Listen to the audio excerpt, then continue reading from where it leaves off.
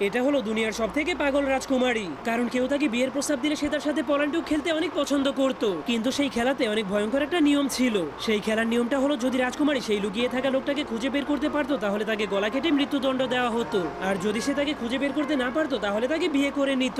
কিন্তু সমস্যা হলো, সেই রাজকুমারী প্রতিবারই খেলাতে জিতে যেত, কারণ তার কাছে একটা জাদুময় আয়না ছিল।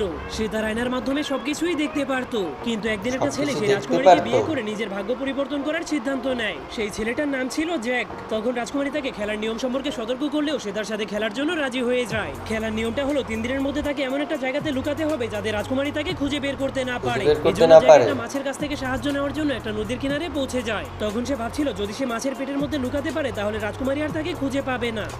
পর মাছটা তখনই তাকে সাহায্য করতে রাজি হয়ে যায়, কারণ কিছুদিন আগে জ্যাক এবং তার চাচা সেই নদীতে মাছ ধরতে এসেছিল। ঠিক তখনই তাদের জালের মধ্যে সেই বড় মাছটা আটকে গিয়েছিল।